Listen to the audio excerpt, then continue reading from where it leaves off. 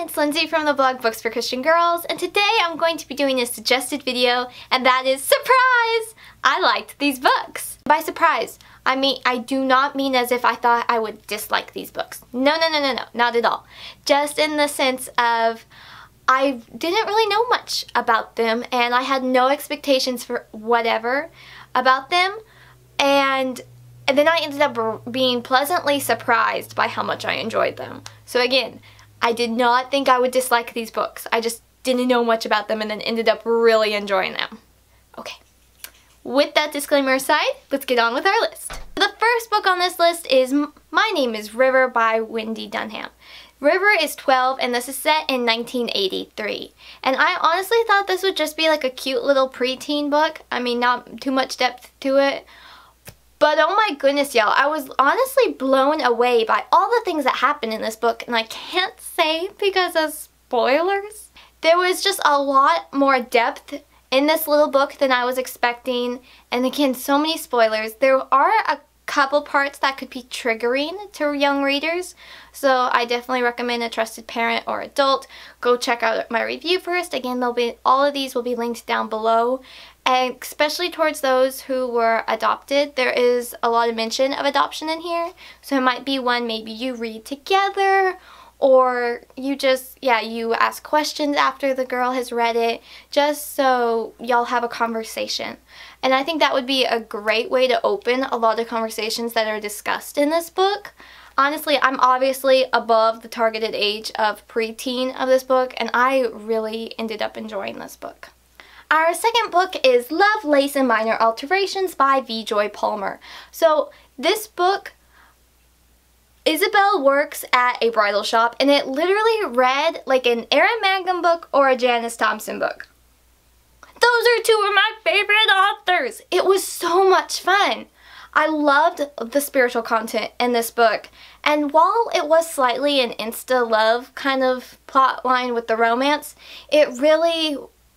it had so much more than just that, because both of the main characters, they had to really handle things on their own, and I loved that aspect of the plot. A lot of things happened that they had to work through with their own self, and I loved that aspect of it. The sequel just came out, and I still have yet to read it. I need to get it so I can read it because it looks so good, and yes. Our third book is My Heart Belongs in Galveston, Texas, Madeline Search by Kathleen Yabarbo.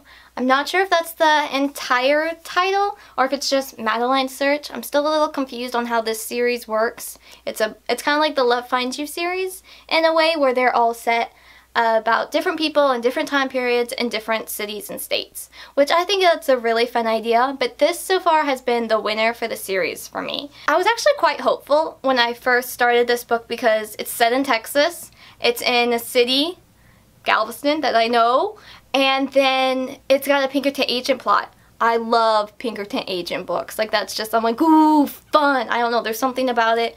I mentioned it in another video where I think it has to go with the attraction. Oh no, it wasn't a video, it was an Instagram story, I think, where their slogan for the Pinkerton agents is, "We never sleep," and you know, I never sleep, so it's relatable, and yes, there's been a lot of interesting moments with the Pinkertons, and they're used a lot in Christian fiction, which I appreciate because I like seeing it. So anyway, we have this, and it's a mystery historical, and some people might not like the ending. I adored the ending. I was pure happiness out of the ending. So I wrote a little blurb that I, for some reason, can't memorize and I keep messing up, so I'm just gonna read it, so forgive me. Madeline is an investigative reporter and finally has a chance to show her father her worth in that industry when she becomes an assistant to a woman who knows more about a famous shipwreck than anyone else. Just thinking about this one has me all smiley, y'all. This one was just so much fun. It had humor, it had look, it's pretty small. It's an easy read. It's what, 250? Yeah, 250. So it's be a great summer read, and it was just so fun. I loved the ending. It's historical, you have the mystery, you have humor, a little bit of romance. It's great. And the fourth book is actually the third book in the series, and that's Sown with Joy by Tricia Goyer and Sherry Gore. I was actually impressed with the entire trilogy, but I only own this third book. I need to still get book 1 and 2. I read them as ebooks through the library, I don't physically own them, but I need to change that because this entire series really impressed me. This trilogy follows 3 Amish sisters who each have their own passion and talents. And for me, I get most inspired about my own passions and talents when I read about other people and their passions and talents.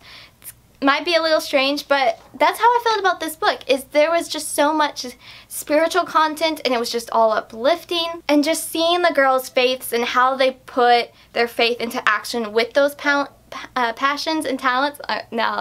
I'm having a hard time saying that. It was just, it truly was inspiring, and I definitely need to get book 1 and 2 so I can have them on my shelf. If you enjoy reading Amish fiction or you want to try an Amish book, why don't you pick up the first book or the second book? But I recommend reading them in order. Do that. And then this final book is Broom for Cream by Erin Mangum. I know, what's an Erin Mangum book doing on this list, Lindsay? Obviously I knew I would love this book. It's Erin Mangum. I've loved everything she's written that I've read. I have 2 books left, and I'm coming for them. I'm gonna read them before the end of the year happens.